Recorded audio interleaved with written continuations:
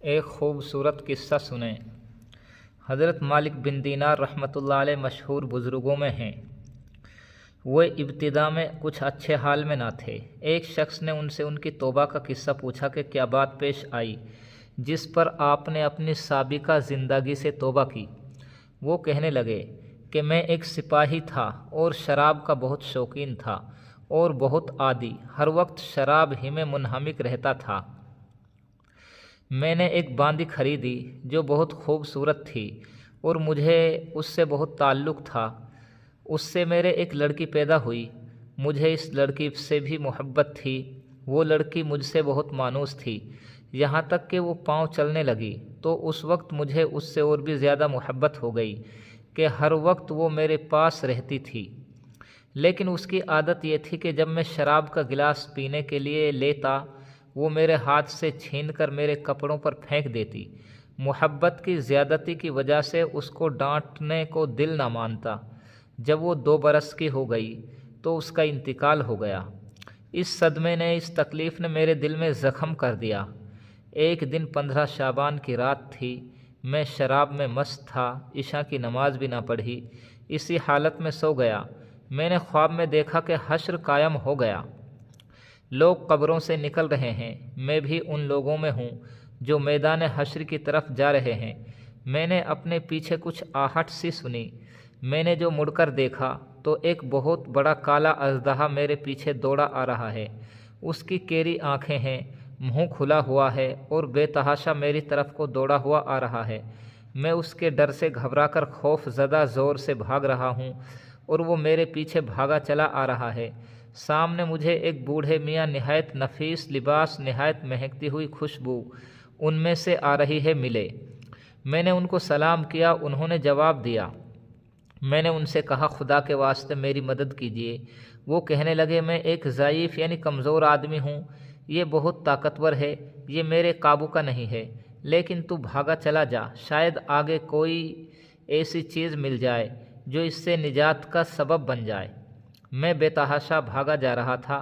مجھے ایک ٹیلا نظر پڑا، میں اس پر چڑھ گیا، مگر وہاں چڑھتے ہی مجھے جہنم کی دہکتی ہوئی آگ اس ٹیلے کے پرے نظر پڑی۔ اس کی دہشتناک صورت اور اس کے منظر نظر آئے۔ ان سب حالات کے دیکھنے کے باوجود اس صورت کی اتنی دہشت مجھ پر سوار تھی، ایسی طرح بھاگتا جا رہا تھا کہ میں قریب ہی تھا کہ جہنم کے گڑھے میں جا پڑوں۔ اتنے میں ایک زور کی آواز مجھے سنائی دی، کوئی کہہ رہا ہے پیچھے ہٹ جا، تو ان جہنمی لوگوں میں سے نہیں ہے۔ میں وہاں سے پھر پیچھے کو دوڑا، وہ سانپ بھی میرے پیچھے کو لوٹ آیا۔ مجھے پھر وہ بڑے میاں سفید لباس میں نظر پڑے۔ میں نے ان سے پھر کہا کہ میں نے پہلے بھی درخواست کی تھی کہ اس اژدہا سے کسی طرح بچائیں، آپ نے قبول نہ کیا۔ وہ بڑے میاں رونے لگے اور کہنے لگے میں بہت ضعیف ہوں، یہ بہت قوی ہے، میں اس کا مقابلہ نہیں کر سکتا، البتہ سامنے ایک دوسری پہاڑی ہے، اس پر چڑھ جا، اس میں مسلمانوں کی کچھ امانتیں رکھی ہیں، ممکن ہے تیری بھی کوئی ایسی چیز امانت رکھی ہو جس کی مدد سے تو اس اژدہا سے بچ سکے۔ میں بھاگا ہوا اس پر گیا اور وہ اژدہا یعنی سانپ بھاگا ہوا میرے پیچھے آ رہا ہے۔ وہاں میں نے دیکھا ایک گول پہاڑ ہے، اس میں بہت سے طاق کھڑکیاں کھلے ہوئے ہیں، ان پر پردے پڑے ہوئے ہیں، ہر کھڑکی کے 2 کواڑ ہیں سونے کے، جن پر یاقوت جڑے ہوئے ہیں اور موتیوں سے لد رہے ہیں، اور ہر کواڑ پر ایک ریشمی پردہ پڑا ہوا ہے۔ میں جب اس پر چڑھنے لگا تو فرشتوں نے آواز دی کہ کواڑ کھول دو، پردے اٹھا دو اور باہر نکل آؤ، شاید اس پریشان حال کی کوئی امانت تم میں ایسی ہو جو اس وقت اس کو اس مصیبت سے نجات دے۔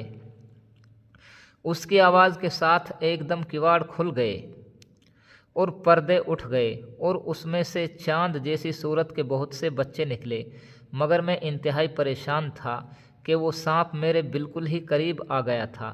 اتنے میں وہ بچے چلانے لگے، ارے تم سب جلدی نکل آؤ، وہ سانپ تو اس کے پاس ہی آ گیا، اس پر فوجیں کی فوجیں بچوں کی نکل آئی۔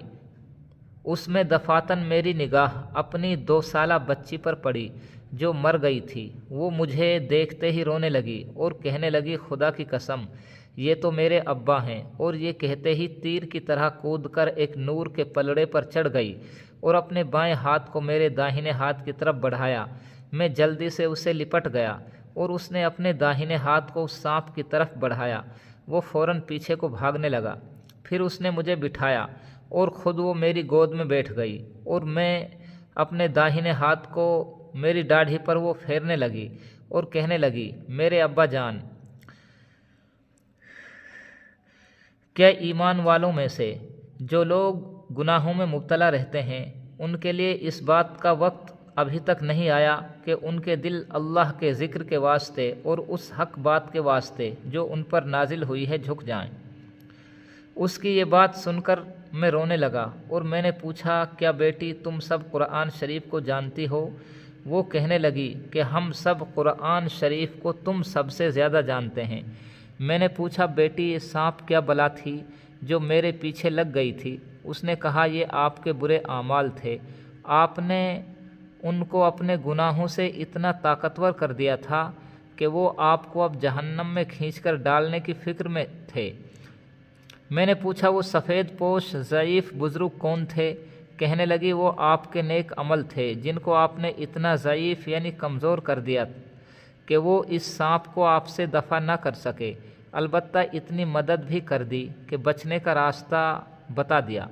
میں نے پوچھا کہ بیٹی تم اس پہاڑ میں کیا کرتی ہو؟ کہنے لگی کہ ہم سب مسلمانوں کے بچے ہیں، قیامت تک ہم یہاں رہیں گے، آپ کے آنے کے منتظر ہیں، انتظار میں ہیں۔ جب آپ سب آئیں گے تو ہم سفارش کریں گے۔ اس کے بعد میری آنکھ کھل گئی تو سانپ کی دہشت مجھ پر سوار تھی۔